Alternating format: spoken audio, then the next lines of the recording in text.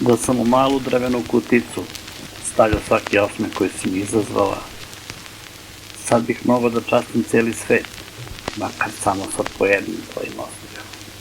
Bilo bi sasvim dovoljno. Tek onda kada je ceo svet nasmijan, mogao bi ti dostojno zvratiti. Drugi su me učili da je lepota u materijalnom, a ona da je lepota u duši. Dušu treba obući u lepotu, a ne telo.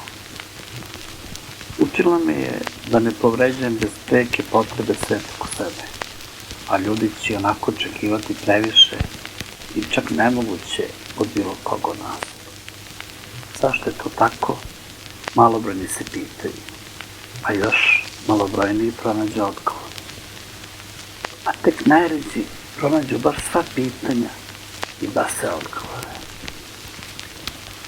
Uspećeš da razočaraš mnoge ljude jer nećeš razmišljati kao oni. A da li je tvoj put ispravan, saznaćeš kada vreme dođe. Nikako pre.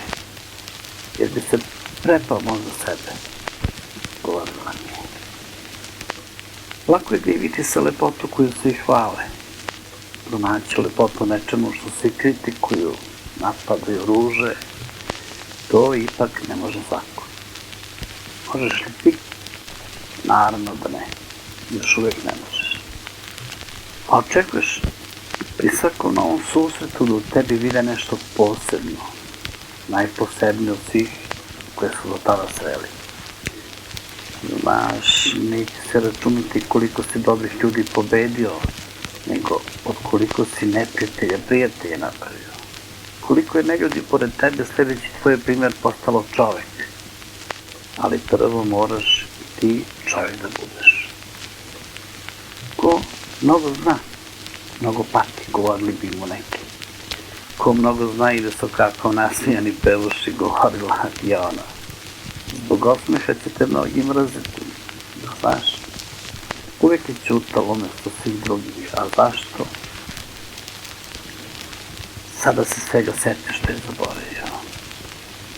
Ne snalaze se baš svi dobro u ovakvom svetu.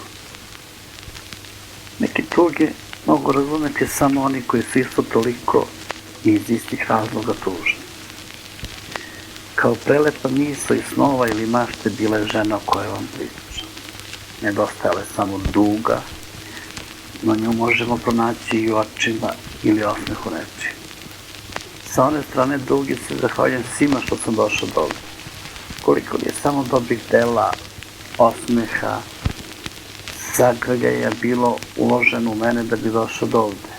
No nije zalud izgleda bio ni jedan poljubac na mojim usnama, ma kako grešan tada bio.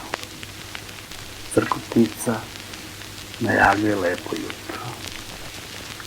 Nije bitno koliko je čovjek dobar. Bitno je koliko smo mi u stanju to da prepoznamo do nas i ipak. Mnogi se danas ološe do krajnjih granica samo da bi privukli pažnju na sebe. Mnogi žele da ih trpeći, ćuteći volimo, da volimo onaj bolesni deo bića njima kao da je to najnormalnije na svetu. Kao u lošim knjigama i još lošim filmovima. A ona samo čeka. Udaljavamo se od svega lepoga što bi trebalo da nam se desi, što je predodređeno, pa i od žene svog života. Zaboravljamo da čovjek mora biti čist, da bi čisto sreo, da bi voleo. Dobro se zaslužuje mnogo pre nego se desi, ne dobija se tako lako baš, jer nagrada sledi kad za nagradu budemo spremni. Pa makoliko voljeni bili kao nikad pre, uvijek će biti nezadovoljni i nezahvalni. Duša bi samo trebala da leti, a ne da se valja po besmićima i besmislima raznim. Zar duša može da mire u telu čovjeka ikada? Zar se duša ne boji tame i najcrnje noći? Ne. Jer duši uvijek tinja makar malo svetlosti iz daljine. Od nečijeg pogleda je ta iskra uperenog ka nama. Pogleda koji nas traži, priziva, doziva, zove, kao što mi ih dozivamo molimo drugi da pomognu, a znamo da sve moramo sami. Pa i sami dozvoliti da taj pogled opre do te svetice.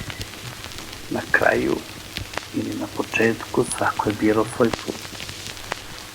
A to što odbaci smo i osudi smo, greška naša najveća. Pojave se neki ljudi, ali sve je to isto. Ne pitamo se od čega smo dobili baš ovakvu osobu pored sebe. Znamo da nešto nedostaje ipak, a pristanemo da obraćamo pažnju. Uče nas da je ljudski slagati, prevariti, povrediti, rasplakati, bez razumevanja koje je u stvari pokraj nas. Bez ikakve želje za razumevanjem i sebe i drugih. Božje delo. A to Božje delo je tu sa nekim razlogom. O tome prekrasno razmišljamo. Umeli su da nas vole bolje nego mi, da praštaju bolje od nas. Imali su čistije srca, mi smo ih odbacili. I opet, kad se pojavi neko ko sve to može da ispravi, odbacimo ga ko zna koji put. Jedne sanjive oči i glas koji kao da pevuši sve što mi je sada potrebno. Da postoji tiho kraj mene dok se moje misli ne stišaju.